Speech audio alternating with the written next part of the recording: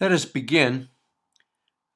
This first section of Unit 13 is a short section, but it deals with the historic nature and the common law roots of accomplice liability. But before we do that, let's talk just briefly about conspiracy, since these two are so closely related and the cause for some confusion.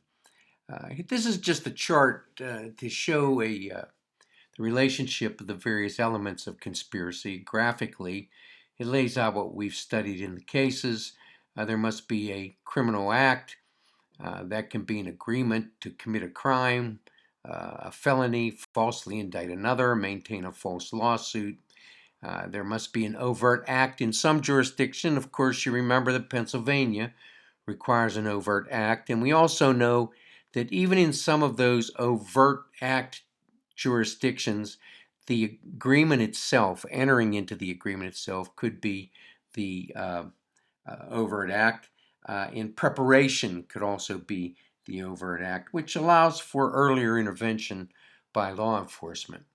There must be a criminal intent, a specific intent, a purpose to agree, and a specific intent, a purpose to commit the crime that you are conspiring to commit. And also, we know that there are two possible defenses that we focused on. Wharton's rule, that only comes into play if the conspiracy and the crime that you're conspiring to commit both require two members. We'll look at some common examples of that. And renunciation. Renunciation's a tough bar to meet. It has to be voluntary and complete. It has to thwart the commission of the crime conspired. Not only must you admit to your plans, you must also be willing to turn in your confederates. Now here's just a little flashcard with some of the points that you should remember about conspiracy. Actus reus of a conspiracy crime is the agreement. There are bilateral states and unilateral states. We know that from the language in the conspiracy statute. Pennsylvania, of course, is a bilateral state. Many states ask for an overt act to be committed beyond the agreement. It sort of perfects the crime of conspiracy. Pennsylvania is one of those states that requires the overt act. It is a specific intent crime. It's a dual intent crime. You must intend to form the agreement and to complete the target crime. And again, we find that specific intent nature of these two intents in the language of the statutes that require them. We covered the Pinkerton rule. That talks about the scope of liability for acts that are in furtherance of the agreement and those acts that are reasonably foreseeable. Wharton's rule again, here are some examples of Wharton's rule: bigamy, adultery, gambling, dueling, crimes that logically require two people are barred from conspiracy charges because of Wharton's rule. And again, the withdrawal, a tough mark to hit, requires voluntary communication and the thwarting of the conspiracy.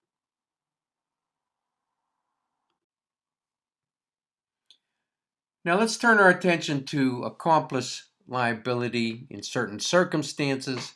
An accused's criminal responsibility will be based upon the acts of others.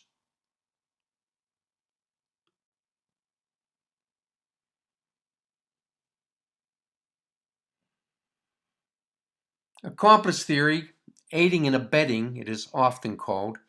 It's a common source of vicarious liability. It is, again, commonly referred to as aiding and abetting.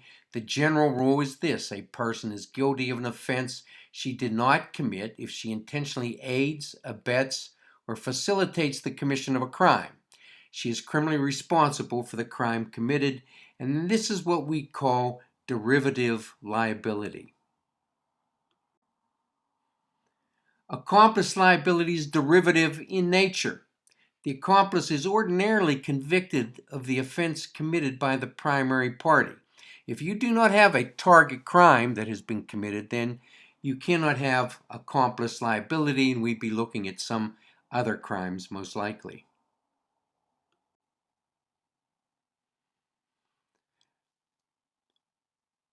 With conspiracy, there's an agreement plus an overt act in Pennsylvania, and that is usually sufficient for the crime to be charged. No assistance is necessary. With accomplice liability, no agreement is necessary, but there must be some actual assistance. That assistance must, in fact, be rendered. For a variety of reasons, prosecutors favor conspiracy over accomplice liability for vicarious liability purposes whenever there is an overlap. And we've talked about some of those. Some of them have to do with the hearsay exception to conspiracy. Some of them have to do with the fact that you have a broader choice of venues oftentimes because conspirators may have committed their part in different jurisdictions, and that may work to a prosecutor's advantage. And we also know that with the wheel conspiracy model, conspiracy casts a very, very wide net. Now, under common law, we had this rather now archaic system. We had principles of the first degree, we had principles of the second degree, we had accessories before the fact, and accessories after the fact. You can take a look at this common law structure for accomplice liability. It was awkward, it was burdensome, it was highly technical. As a result, it's not used anymore, and in most jurisdictions, I'm not sure if there are any jurisdictions that still adhere to it. Here are some of the issues, though, with common law, and it's necessary for you to know this as a basis, historic basis, for the modern view. But venue, the principal had to be brought to trial in the jurisdiction where the crime was committed. An accessory had to be prosecuted where the accessory's acts took place. That can be a difficult burden for the prosecution. Special rules on pleadings, special rules on timing of prosecution. The principal and the accessory could be tried together, but the accessory could not be brought to trial before the principal. So you had to get you had to have a trial for the principal first before you could then charge and try the accessory. And an accessory could not be convicted if the principal was acquitted, regardless of the reason for the principal's acquittal. In Pennsylvania, an accessory after the fact is really not an accomplice. We have other crimes for that. They get their own crime these days, and they're no longer caught up in this common law web. The modern view, in nearly all states, legislation has abandoned those common law distinctions. We don't worry too much about principals and accessories before the fact. Specifically, defendants who are characterized in common law as accessories before the fact typically now are tried and punished without regard to the status of the principal's prosecution. And they are ultimately criminally culpable and responsible and punished for the target crime. In general, an accessory after the fact is no longer treated as a party to the crime committed by the principal, but instead we have different crimes for that now. Sometimes they're called misprision, sometimes they're called hindering apprehension or prosecution, so we no longer are trapped within this difficult web that the common law had created for accomplice liability. So that wraps it up for this section. In section B, it's a longer section, but we're going to take a look at some of the cases and delve further into the nature of accomplice liability.